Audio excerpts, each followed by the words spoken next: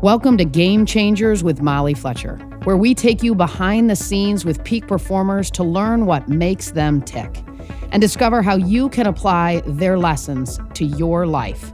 I'm your host, Molly Fletcher.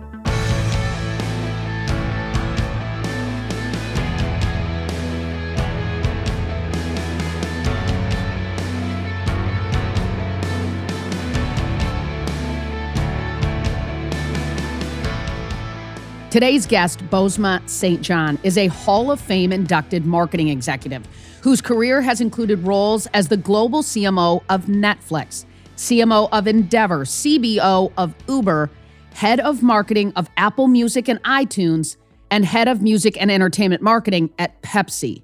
She's been named to Fast Company's Most Creative People, The Hollywood Reporter's Woman in Entertainment Power 100 list, and was named the world's most influential CMO by Forbes.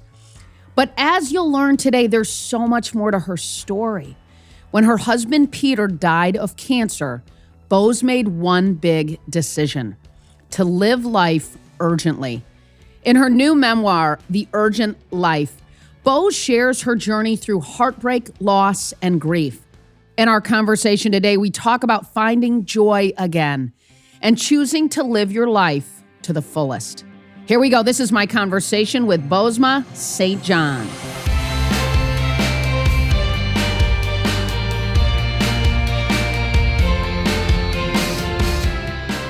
All right, so Boz, congrats on the new book, Urgent Life.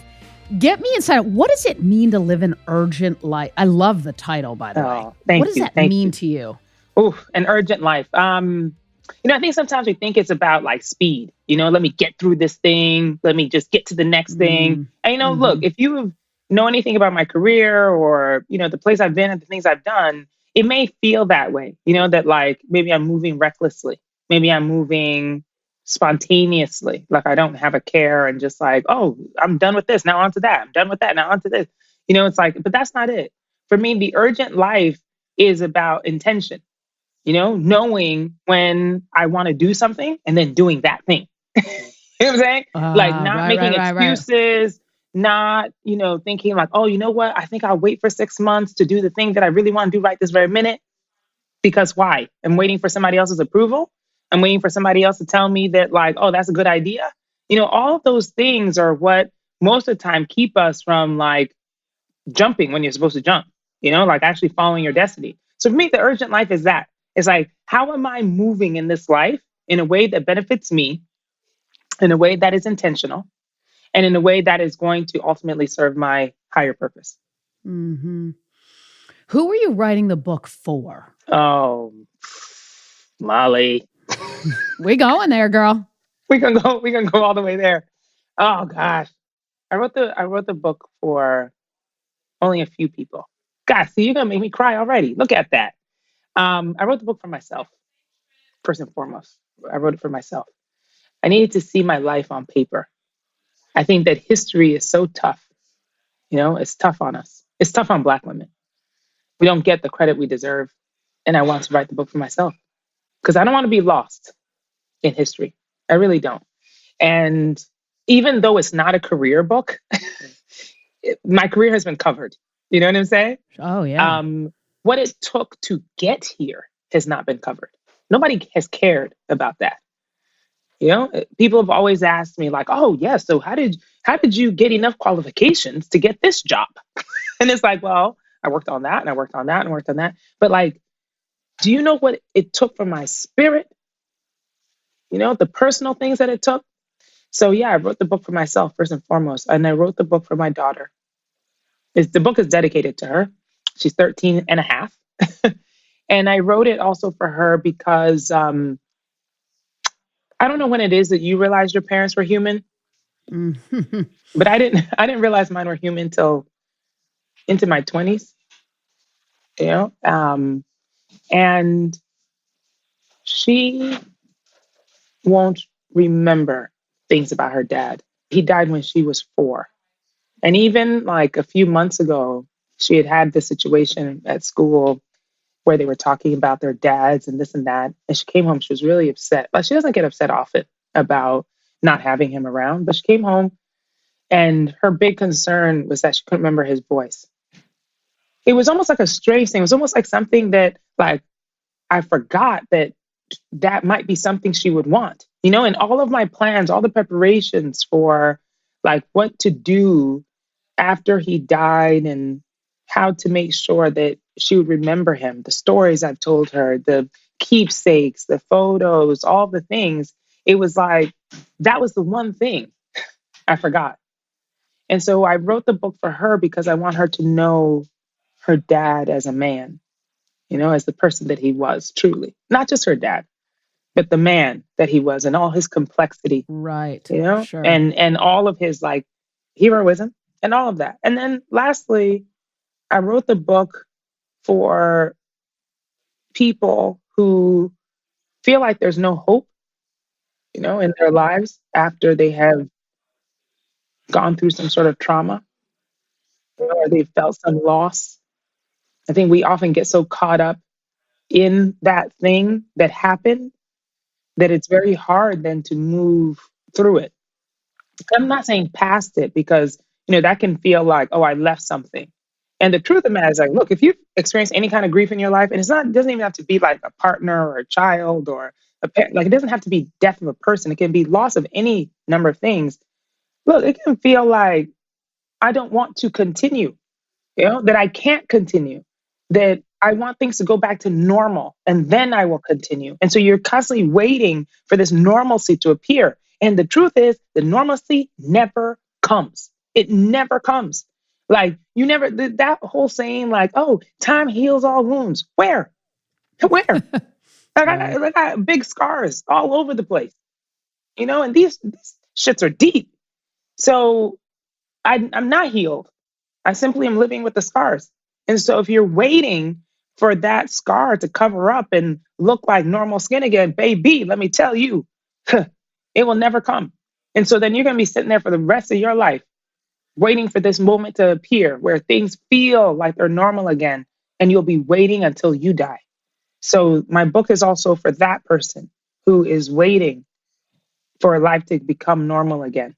And I'm here to tell you that it is possible to continue with your life in all the brokenness. Well, you certainly have. I mean, Boz, like you bring so much joy. You bring so much energy into a room. And what's so interesting is your book is about profound loss, profound grief. Tell me your relationship with joy and loss. Yes. Oh, Molly, you really are not taking it easy, huh? This is just like, you just. I know you like keeping it real, so we're just going to do that. I know, but damn, I'm like, you just one after the other. Gosh, the relationship between like grief and joy. Well, I don't feel like joy is a passive thing, or it's like a thing that is out here and then you're sitting back and waiting for it to find you. You know what I mean? You're right, Like, right. Like it does not, that's not how joy works. Joy doesn't just like happen upon you. I kind of feel that way about a lot of the emotions, like love or like, energy, stamina, like all kind of things that feels like, oh, I'm just going to sit here and wait for it to come to me. Yeah, it's got to come from the inside out, right? For sure. You have to choose it. You have to decide that's what you're going to have. And then you have to go and get it. So even when you think that like, oh, well, you know what, only if this situation happened, then I will be joyful. It's like, no. It's like, I have to actually instigate that joy. I have to plant the seed of joy and then it will blossom into real joy. So my relationship between like loss and joy is that it's a choice that I have made. Now, look, like we said, we're going to tell the whole truth. Okay. There are many days, even still, when I wake up and I'm just like, fuck the joy. Who cares? Uh-huh. You know what I'm saying? Yeah. Like, I just want to be mad today. I want to be sad today. I don't want to bathe. I want to brush my teeth today. And those days exist. And so I won't pretend as if like every day I'm like, ooh, yes, happy, joy. Let me go chase it today. There are lots of days when I'm just like, oh no, see, I don't feel like doing that today. But the point is that when I am in that moment where I'm wondering, well, where in the hell is joy at? Right. When that moment comes, because we all have that. It's like when you feel really bad about yourself or like something's going on, you laying down. And as soon as that thought comes that says, like, oh, well, where is it at? When am I going to feel better? Ooh, baby. When you feel that, that's your signal. That is the call from your spirit that says, hey, get up, go get that joy. Because there are lots of times when you're just laying there and there's not a thought in your mind about that, right? You're just laying there or sitting there and just like, Humpty, I'm just going to sit here. But that moment for me, when I think like, oh, I'm so tired of this. Like, when is love going to find me? When is joy going to find me? When am I going to be happy? That's when I know. That's my signal. Girl, you better go. Go and get that joy. Don't sit here and wait for it. It won't find you over here in the darkness. Joy doesn't come find you in darkness. That's not where joy belongs. So that means you got to step out into the light, step out into some sunshine, and then joy will come to you there. Joy is not going to come to you in darkness. Joy, I'm hearing you say, is something that we can go get, insert inside ourselves, but it is an inside out thing. It comes from us making it happen, making it a reality for ourselves, that it's not going to just drop in our lap, as you said. But, loss feels to me like something that happens to you, right? That does sort of fall in your lap. That's right. How have you, at some level, taken a big joy blanket, if you will, and put it over top of that loss and allowed you, to your point, to be able to go on and contribute and be an unbelievable mother to your daughter, who I know is your A1 priority, which is, I totally get. Get me inside of how you navigate the things that happen to you. Yes. Oh, thank you for even saying that, because you're so right. Look, it's like if I had the choice on whether or not I wanted loss to happen, I would choose that not, right? Like Right. if I was sitting wherever we started from, I'm over here in the cosmos and I'm getting assigned a life. Right. And in that assignment, they're like, you know what, Bose? You're gonna suffer some terrible things, okay? But you're gonna be real joyful. I would have been like, is there any other way for me to find the joy? Like I'd rather not have these terrible things happen to me. You know what I mean? Like that's what I would have chosen. So you're right in that, like, look, the things happen to you that are not your choice. They happen to you. They fall on you, and it can knock you out.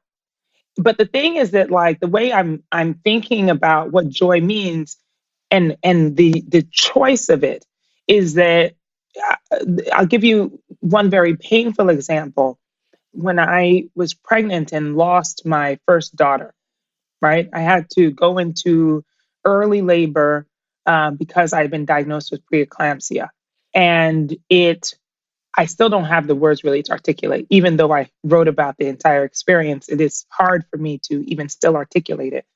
Now, after that experience, I considered what it was that I wanted, because again, I'll be totally honest here with you that, and I write about it somewhat in the book, that I didn't want to be pregnant at first. I really didn't. And we don't talk about that enough. The honesty of it.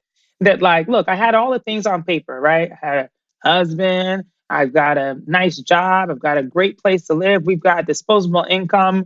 Like, sure, it's like, yeah, okay, you got pregnant, be happy about it, right? You can afford the kid, you're having a good like relationship, you're stable, your parents love you, everything is fine, right? No, I did not want to have a child. And it was very hard for me to reconcile that, because everybody around me was just like, "Oh, you should be so excited. You are blessed.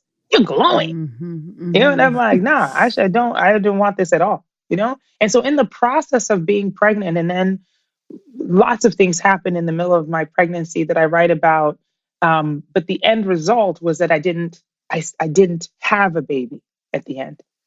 And I was devastated by that, because somewhere along the way, I fell in love with this person who was coming, who was faceless to me, but who I had created in my mind and could feel in my body. And when she died, I was so lost, and I didn't know what to do. I didn't know how to reconcile the guilt of having not wanted her, and now the unexplainable grief that I was having from losing her. Like, how do you even reconcile that within yourself? And so in that, the only thing that I could determine was that somewhere along the process, she had taught me how much I wanted to be a mother. I didn't know that before her. Mm-hmm. And I decided that it was indeed what I wanted. That I was going to go get that. And I knew that becoming a mother would bring me joy.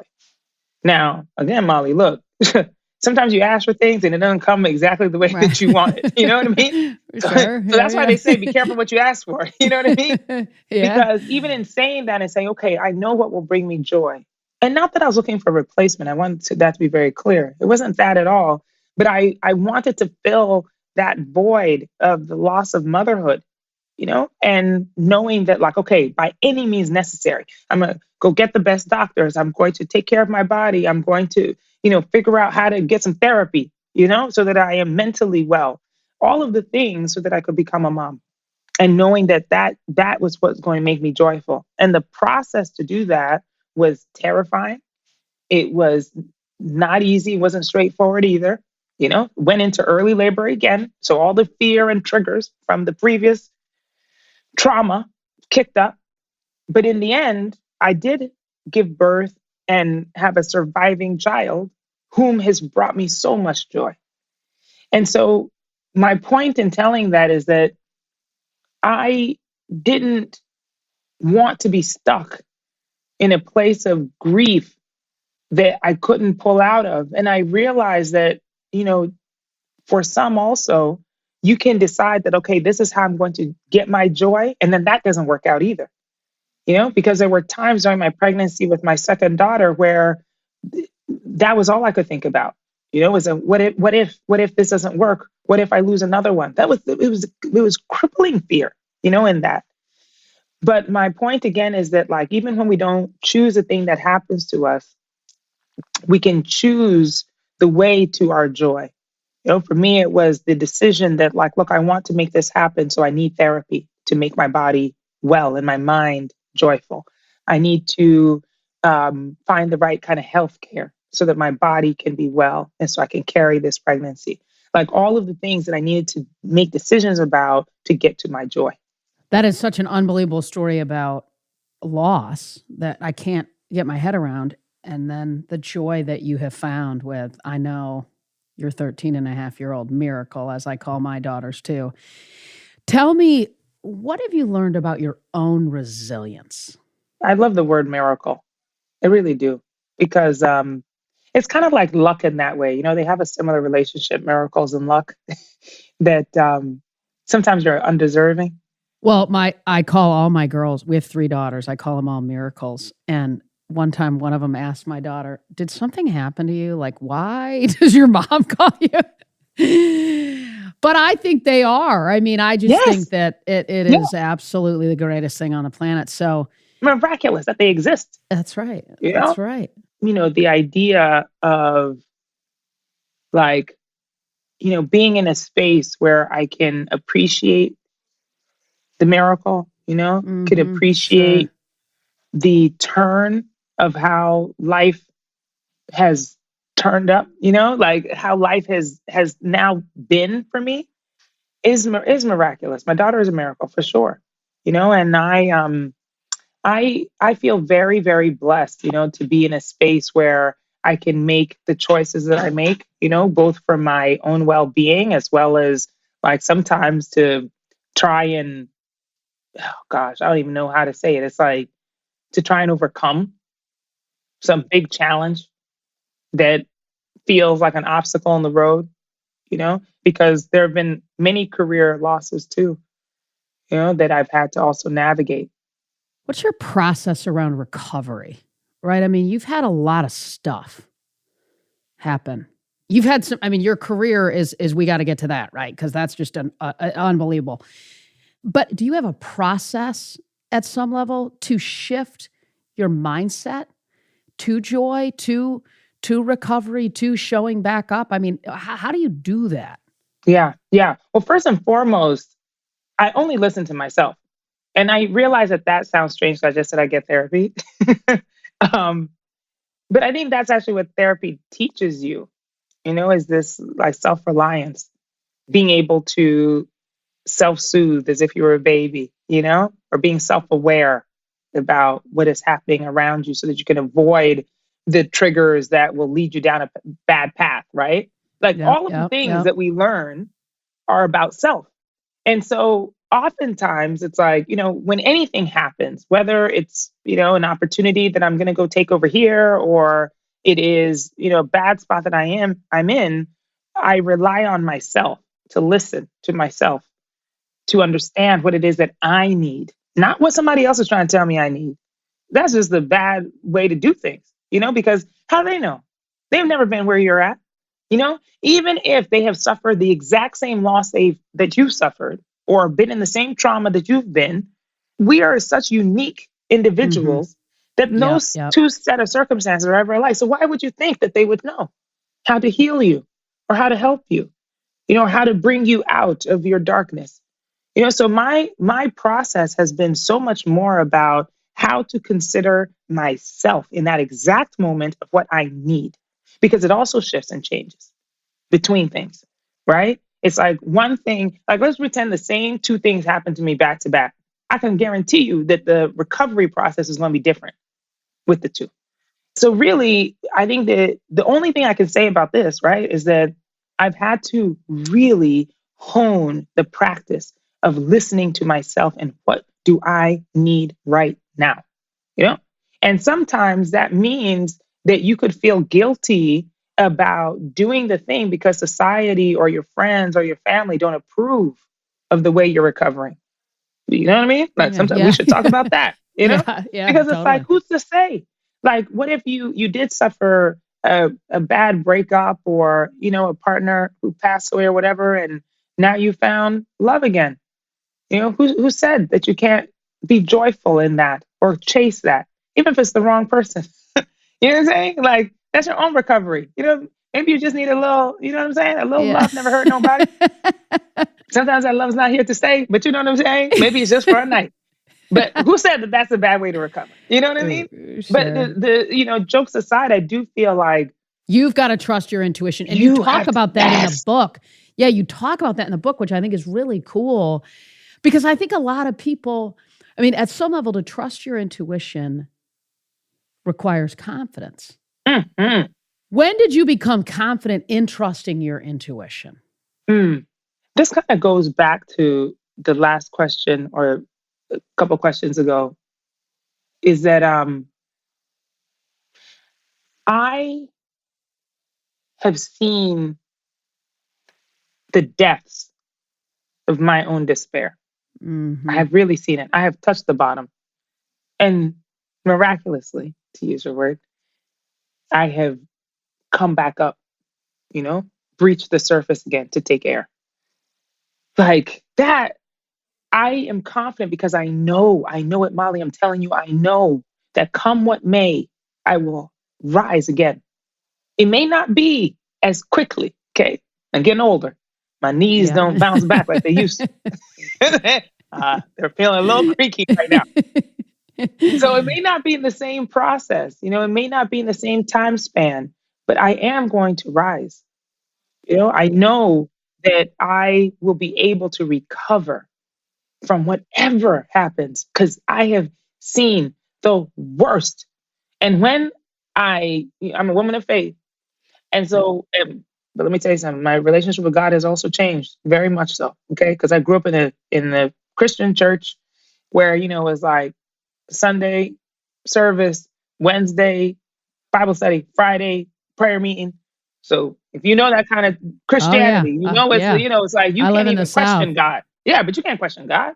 But let me tell you something. When you have prayed for healing, when you have prayed for, oh gosh, deliverance, fasted, done all of the things that you're supposed to do, and God denies you anyway. Oh my, let me tell you, I was pissed off. Real pissed. I And the bet. thing is that, like, look, I realize that God is like any other relationship we have. You know, I could be real mad at God and still love God. I could not like God very much and still love God. Mm-hmm, I'm mm-hmm, sure mm-hmm. God feels the same way about me. You know what I mean? Because I'm sure I do some things that piss God off too. But my point is that I have been so low and have been able to rise, that my confidence comes from that. It comes from understanding that even in the depths of darkness, I know how to rise again. And perhaps for all of us, even if you haven't been to the bottom of where, maybe there's some fear there because Right, you're just right, like, oh right, my right, God, right. I don't know what I would do if that happened to me. Because I've had people say that to me, like, oh, I don't even understand. If any of those things happened to me, I don't know how I would do. Well, let me tell you something. You will survive it. I promise you that. You will. And so confidence, knowing that, is what actually allows me then to walk in the world without fear. And it's not just like without fear, like, oh, I'm just walking around, everything is happy. Like, that's not it. My point is that, like, I'm not fearful of the terrible things. Do I want them to happen? Of course not. I don't want anything bad to happen to me again. And God and I will have a conversation if that happens. You know what I'm saying? Yeah, But at the yeah. same time, I'm like, you know what? Yeah, I've faced some really terrible things, and I'm still here. I'm still here. I always talk about how resilience, it's a muscle at some level. I think it's a muscle, right? And so we use it, we tap into it, it gets a little bit stronger, right? And then we tap into it. How has your intuition, your gut, how has it benefited you in your career? That right there. In my career. Because, don't we think that intuition is like some sort of personal thing that's like, oh, I'm only Yeah, going to use right. it when, like, oh, I meet somebody and, a friend or otherwise, and you're just like, ooh, that person has bad vibes. I don't know about that person. You know what I mean? And then you're just like, I don't really mess with that person. That's your intuition. Yes. That same intuition that told you not to, like, mess with that person anymore, even though they were recommended by somebody you really respect and like. Yeah, no, you were like, I don't like that person anyway. That same intuition is what has helped me to move from place to place to next place, right? Because I have been able to listen to myself and say, oh, you know what? This environment is no longer working for me. And I don't need proof. I trust it. And the beautiful thing about where I sit now is that I have trusted my intuition so often and so completely, even when I didn't see a net, that I don't even question it, you know? Because we're always trying to, like, add the proof to the intuition, right?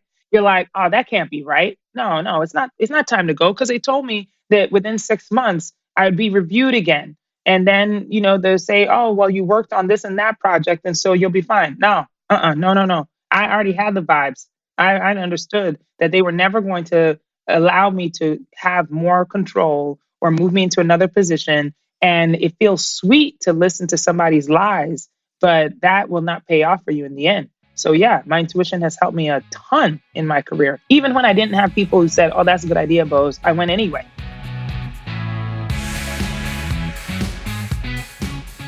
Hi there, it's Molly. Are you looking to achieve next level success, a purposeful and better version of you? Then please check out my free online training, Purposeful Productivity. Do you find yourself feeling like you don't have enough time? Time isn't the problem. It's the energy or lack thereof that you bring or don't bring to the time that matters most. Head over to mollyfletcher.com/webinar to access this free training and get my game-changing energy management framework. That's mollyfletcher.com/webinar. Start today and learn how to have more energy for what matters most.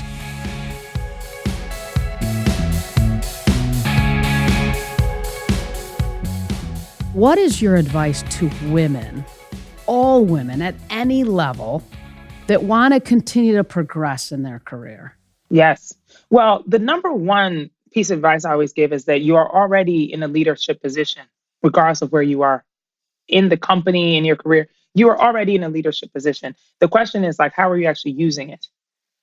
How are you, to the point about muscle building? How are you building your muscle of leadership wherever you are? Start now. Don't wait for the title, because by the time the title comes, you'll be so weak. I'm sure there are people who've experienced weak bosses. You've experienced weak leadership. Yeah, guess what? They didn't start their leadership until they got the title. And then here they are trying to pretend and flex. They can't even flex because they don't have no muscle. Yeah. So the leadership begins right now. So it means that, like, look, there is often in corporate spaces, you talk about alignment, right? And getting people on board with your idea. Let's start that now. Leadership is that. It's not like you just get to the top and you're like, this is the way we're going, and then everybody follows right. you. No, you still have to get people on board.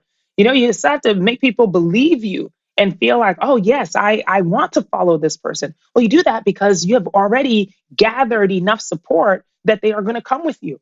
And so that's why leadership begins wherever you're at. So it's like, oh, okay, if you're working on a team, you have no direct reports, but you're working on a team. How is it that you're influencing other people to see your position or to help you with your project? Or how are you helping other people with their things? That's the way you build leadership. And so by the time you are ready to actually get into the next position or get into that next title, you've already amassed a lot of training. You are a stronger leader because of it. And to me, it's like, look, there are other obstacles in the way, as we talked about, things that happen to you and not of your own doing, the glass ceiling and the broken rung and all the other, analogies that we want to use. And those all exist. But the point is that, like, if you aren't ready for leadership because you haven't built that muscle, by the time that rung gets fixed or you swing to that next one, you skip one, or you crash through that glass ceiling, you won't be ready for it anyway, and you will fall. So the point is that leadership begins right now. Wherever you're at, that's where it begins. We hear this a lot with women in the workplace right now, burnout. How have you, as a mother, as a person who has big time jobs, girl, I mean, wow. How have you navigated this thing that people talk about so much now, burnout? So burnout, this is one of my favorite topics to talk about, by the way, because I think burnout actually starts way before you feel that exhaustion, way before you are, in the position where you start talking about burnout. Burnout begins way back with the expectations that are set way back. It starts there, So let's take this scenario, right? You're a mom. You are in a position that requires a lot of your time and energy and thought. Politics maybe is involved, all of those things. Maybe you have a partner that you are also responsible to. Oh, and guess what? You're a friend also, or maybe somebody's sister, a daughter, something. You got a lot of people that you got to please. The expectations that are set way back are actually what lead you to the burnout. So expectation is actually where you need to start. Not waiting through the process of thinking, okay, how do I balance my life? No. It's not about balance. It's about the expectations that you set. So what are the expectations that you've set for yourself, not that somebody else has set for you? And I'll give you some examples of that, i.e. in my motherhood, right? When my husband passed away, I realized, and I think I said already, Lael was 4 years old. And all I could see was like this scary ass future where I had to raise this person by myself. That was not my intention. That is not what I signed up for. Right. And I couldn't think of a worse situation, where I was just like, oh, so now, oh, okay, I see. So now I'm a widow and I'm a single mom. Oh, that's fantastic. Somebody give me a prize, And what happened to me is that I had to begin thinking about how I was going to set up my own expectations because people were putting so much on me. Oh, by the way, did I mention that within that process, I also had taken a new job at Beats, sold to Apple, and then was running iTunes and then also creating Apple Music? Yeah, that was happening at the same time. And so what I realized was that, look, the expectation of Lael's, pre-K class for the moms to come in, very sexist of them, by the way, for the moms to come in with their fresh baked goods for the bake sale was not going to be me. Right. And if that meant that I had to have a conversation with Lael, not with her teacher and not with the other moms, but with my child, to set the expectation that, hey, look, mommy is not going to bake these cookies, okay? We're going to go to the store and we're going to buy them. I'm going to put them on a nice plate and you're going to carry them in because I also have to catch a flight, okay? So you're going to go in there with your little 4-year-old self, with your little plate of cookies, okay? And you're going to tell them that these are the best cookies you ever had in your life. That is a kind of thing that allows you the space to breathe, because we're afraid sometimes of also admitting what our priorities are and where we're going to put our energy. And therefore, then you're trying to make up and put your energy in other places that you don't even really care about. And I'm not saying I didn't care about being a mother, but at that moment in time, and here, we said we're going to tell the whole truth, right? At that time, and for many years, my priority has been my career. It has been. And I'm not going to lie about that. It didn't mean I didn't love my child or not want to be there for my child. But I was and still am very ambitious. I wanted all of the things. I wanted everything that they said I couldn't have. And I was going to go get it. But that also meant that I had to readjust the expectations of my child, of my community around me who expected me to be a certain kind of mom, of my partners who came along the way, because I was like, hey, look, I'm not going to be actually able to do all this. And you know what? Marriage, that's not happening. So, you know what I mean? Like all the things. But if you don't do that, if you don't set the expectations for yourself in the beginning, you will burn out. That's what happens because you end up spending all your energy on all these other things that you actually don't care about. And actually, can I just say one more thing? Please. This is the thing that always gets me, which is that, like, look, you don't get burnout on things that you love to do. You really don't. I love that. Oh my You gosh, really I don't. love it. I say it all the time. I love You it. don't get burned out on the things that you love to do. You don't. You get burned out on the shit you hate. Okay? So if you're starting to feel that, it's like, oh, then you know what? I got to actually readjust on these things I don't want to do. And why do we feel obligation to do those things? You got to check yourself. Be like, oh, I have to go and do this thing. Why? Whose life are you living? If you ask yourself those hard questions and then you answer those hard questions and you address those things, sis, you're not going to feel that burnout that you're feeling.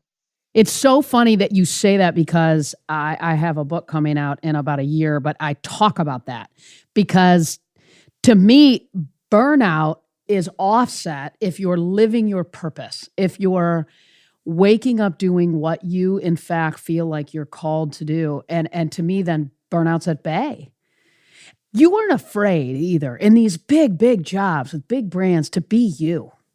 Get me inside of that, right? Like you are you. And Boz, you don't play. I mean, you have a big, fun, cool personality that's there, right? And you don't apologize for it. And I love it.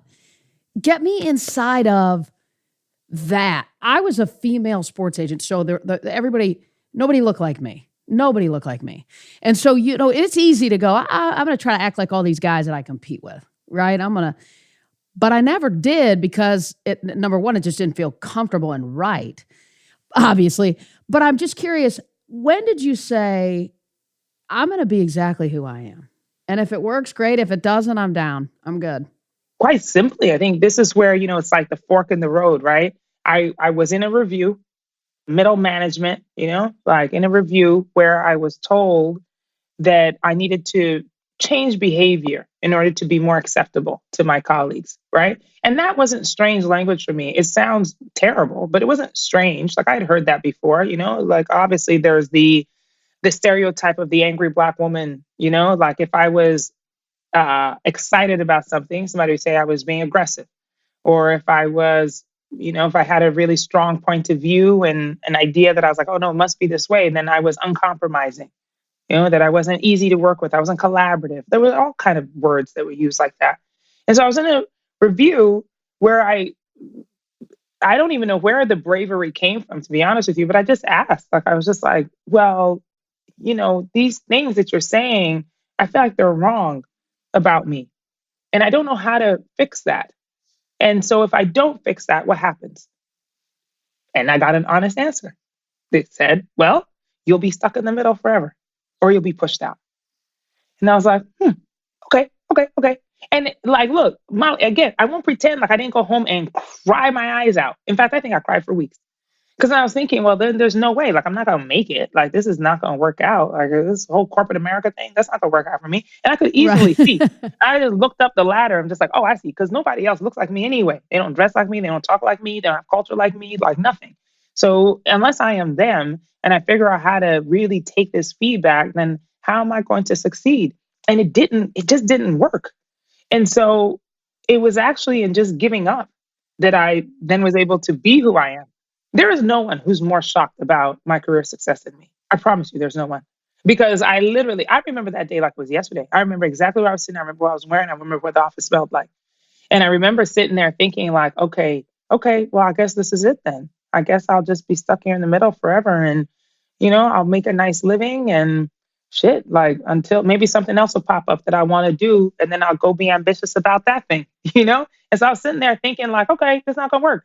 And the funny thing is that like when I really stopped caring, and I know this sounds crazy because like we always throw that word out unapologetic and say what you mean, blah, blah. No, but people don't really do that.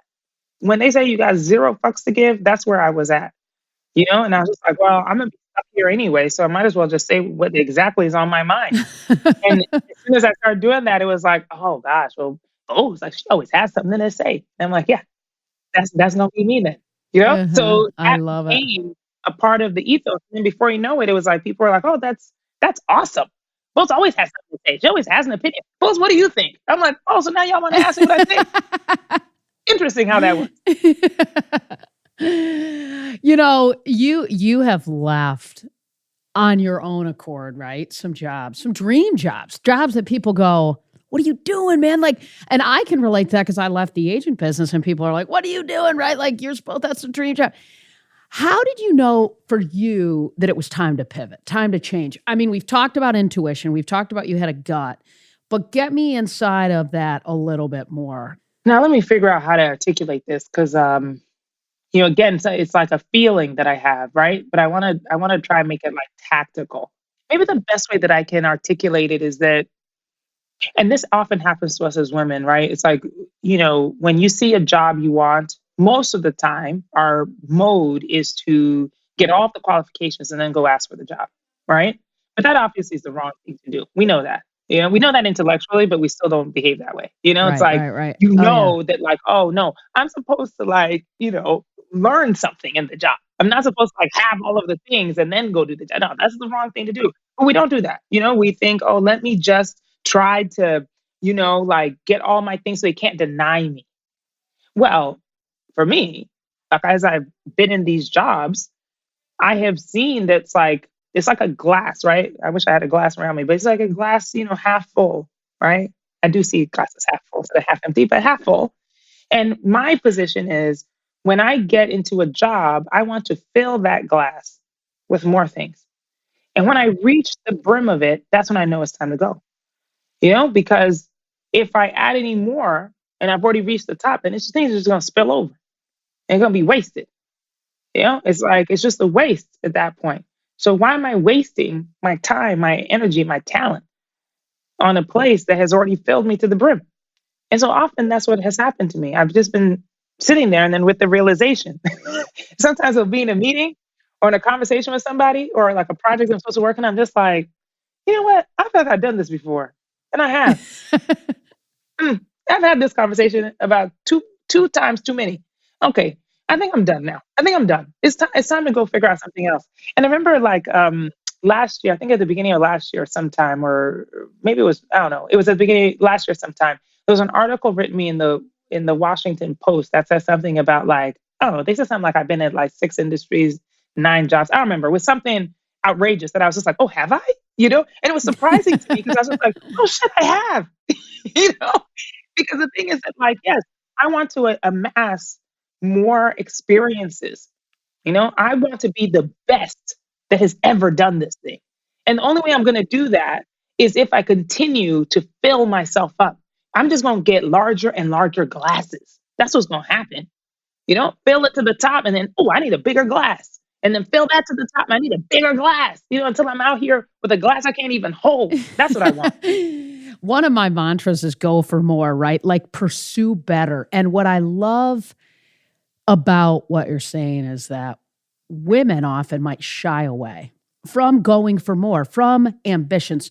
I'm not men too, right? Human beings sometimes feel guilty, if you will, to be so outward about this desire to go for more, this desire to do more, to be more, to have this glass that's so full, can't even hold it anymore. Why do you think it's so important to not shy away from ambitions?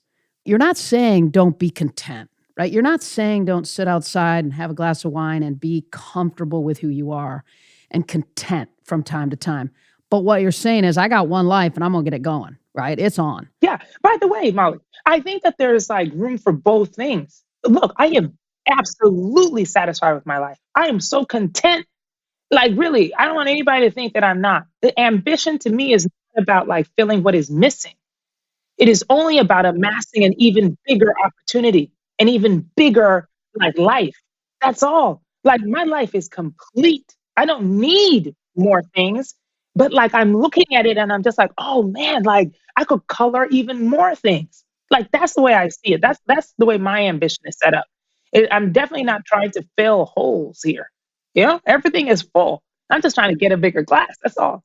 And the thing is that like I've actually been thinking about this lately. Well, there's two things. In my book, I use a Diane Ackerman quote to open the book. And I'm going to paraphrase it because I can't remember it exactly right now, word for word, but it's something like, I want to get to the end of my life and not just have lived the length of it. I want to have lived the width of it. And I think about that constantly, the width of life, which is that like, look, do I Yeah. want to live to 100? Sure. But it's like, I want those 100 years to be full. I want those to I want them to be bursting, with experiences and love and like people. And like, I just want it to be bursting wide.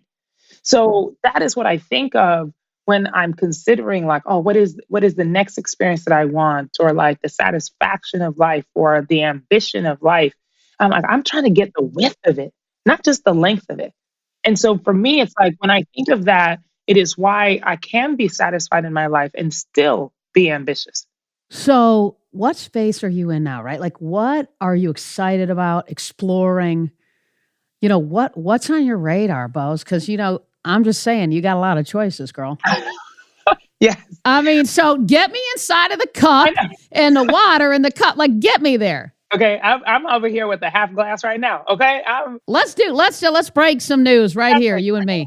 Let's tell something exactly. nobody knows yet. I wish I had some news to break, but honestly, I feel like I'm in that space where, first of all, I stopped making 5 and 10 year plans a very long time ago. I stopped doing that because I was like, first of all, I'm not clever enough to create like this idea of the life I want because I'm already limited in that. I know that probably sounds defeatist, but I'm like, no, I can't dream big enough for the things that I want. It's like every experience that has come, I've been like, oh shit, no, really? Like, wow, okay, I'm gonna go do that thing. And I still want that feeling. So I don't make the plans because, and it's not that I don't have goals. That's not my point. It's just that like I don't make the specific plans and write it down and say, okay, now I want that next thing, because that will stop me from seeing the next opportunity that is actually probably veering me left, that I will skip because I'm too busy trying to stay on this path, to actually see it. And so right now, like maybe the scariest decision I've made in my career was when I decided to leave Netflix and not have another job. And everybody was like, "Ooh, we can't wait to see what she does next. Can't wait for that big announcement." And I was like, "Oh shit, okay, let's both sit back." I felt like one of those people who's just like they're waiting for a show, and I'm just like, "Oh, I'm part of the audience too. I'm waiting to see what Yeah. happens." Yeah. And Okay. so right now, I'm super excited about this creative space I'm in. I've worked in creative space for a long time, but haven't had the opportunity to really like get into my own creativity and like make things in the way that I want to make them without the trappings of anybody else. So I'm really excited about that. And I've been contemplating, what happens next. If I want to open up and try a new industry, maybe, or go back in, I don't know. I don't know if I want to do that. Or I might just stay out here, keep playing around out here. We'll see. My husband and I have 3 daughters. You have a miracle too, and we have 3 miracles. But what are the most important things you're instilling in her? What are the things that you wake up every day and say, I've got to make sure this is inside of this little miracle? Well, look, actually, the first thing that came to me, I know this is going to sound superficial to some, but I hope it's understood, which is that I tell my daughter how beautiful she is, constantly. Um, because she's a Black girl in the world, biracial, but the world sees her as Black. And it's amazing how when you don't feel beautiful, and I'm just not talking about like the superficial, like pretty thing. I'm talking about like real beauty. You're feeling like, gosh, I'm, and beautiful in all the parts, not just like, oh, my face is like anatomically perfect. That's not what I'm talking about. Right. Yeah. It's like, I think part of what people see of me when they see my confidence or they see my excitement and my joy is that I really think I'm beautiful. I'm a beautiful person, in all the ways. And so I want her to know that. And in knowing that, her value is so important in this world. that like when she enters a space, she makes it more beautiful because she's in it. And I feel that way. And so that's why when people don't see my value, don't see my beauty, don't see my worth, I have to excuse myself. I'm not going to try and convince you of that. And so I want her to have that same type of understanding of herself so that she will never be in a position, whether I'm here or not, that she won't be in a position where she devalues herself because she doesn't understand her own worth and her own beauty. And I do use the word beauty instead of worth because I feel like it has a different connotation. Something can be worth something to you and you don't really appreciate it because you don't look at it in awe. You don't look at it in awe. Have you ever seen your electric bill and looked at it in awe? No, you have not. Right. But you need your electricity though. True. You know how much it's right. worth, But like if you've ever bought a painting that is worth something and you've hung it up on your wall and sometimes you walk past it just like, God, that's beautiful. That's how I want her to feel in the world. I want her to feel beautiful. That's awesome. All right, so I'm going to hit you with some rapid fire. You ready, girl? Okay, rapid fire. All right, what's on Bo's bucket list? I don't know. Maybe this is it. I like to travel so much. My daughter and I will, God willing, turn 50 and 18 in the same year. We want to do something really wild with travel. I don't know where we're going to go, but I guess you could call that a bucket list thing. We want to get there and do something amazing. I love it. I love it. What would your personal theme song be? Paul Simon, Diamonds on the Soles of Her Shoes. That is my song. It is the one I will walk up to. I already told everybody when it's time for me to go, y'all play that at my funeral, okay? Oh my God, maybe you awesome. can have some sort of avatar or something of Paul Simon and he can be singing it. You know what I'm saying? But yeah, that's it. I love it. I love it. All right, Boz, what would you tell your younger self, the 13-and-a-half-year-old Boz? What would you tell her? I'll tell her she's right. You are absolutely 100% right about everything. Don't ever question it. You're right. You are the pop culture queen. Mm-hmm. So what are you reading? What are you watching? What are you listening to? Hit me with some recommendations because I need some help here. What am I watching? This is probably going to be a surprise, but I'm watching Valhalla. I love historical fiction, both in the written word and on TV. So maybe surprise, I'm watching it on Netflix. Hello, plug for Netflix. Valhalla. What am I listening to? Beyonce. Renaissance. Should have won Album of the Year, but whatever. Grammys don't always get it right, but hey, she also broke the record, so now she's the most decorated artist in history. So hey, we'll take a win. She's unbelievable. But Renaissance is by far the Album of the Year, and I love that. What am I reading? Aside from The Urgent Life, I'm reading Margaret George, Cleopatra. Again, I've read it before. It's like 700 pages or something, but it is a masterpiece, because we really didn't know Cleopatra. You know what I'm saying? Obviously we know of her story and things, but to really take the time that Margaret George takes to air out, her life and all the small decisions that ended to where she was I love it. I love reading about how human she was. All right. So the show's called Game Changer. So who or what is a game changer who inspires you and why?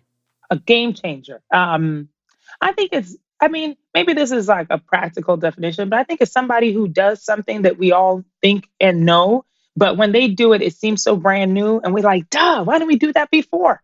That's the game changer. Sure. That's the kind of person I want to be in the world. Maybe it's not like a brand new thing, but I'm doing it differently and just like, ooh, God, look at her. Yeah. That makes sense. I'm gonna go do that too. Yes. Game changer. That's so true. Like when somebody does something like bottled water. Really? Yes. Airbnb. Why didn't I think of that? Yeah. That's it. That's perfect. I think you're a game changer, Boz. This was fun. And you dropped some joy bombs, some lost bombs, some knowledge nuggets on people that were and are powerful. So thank you. Thank you so much, Molly. This has been awesome. You're fantastic. And I love talking to you. So thank you so much for the time.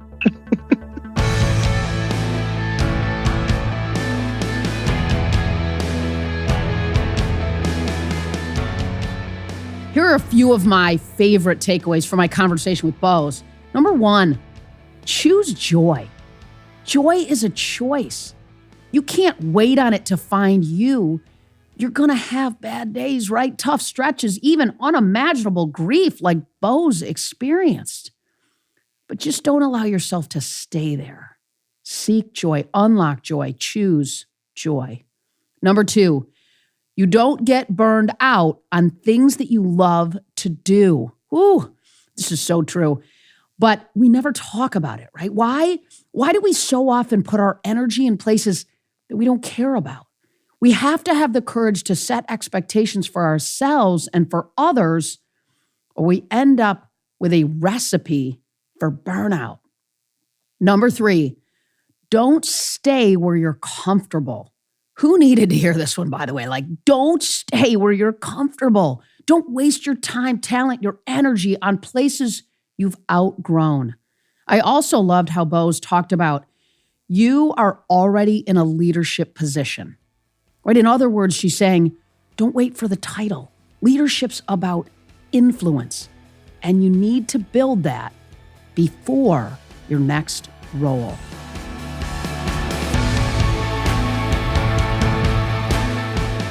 Thanks, as always, for listening to Game Changers with Molly Fletcher. If you like the show, be sure to subscribe on Apple Podcasts. There you can listen to previous episodes and leave us a review, which helps other people find out about the show.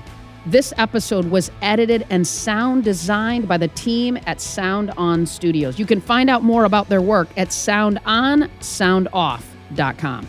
Check it out. For more about me, visit mollyfletcher.com. Until next time, stay curious and be bold.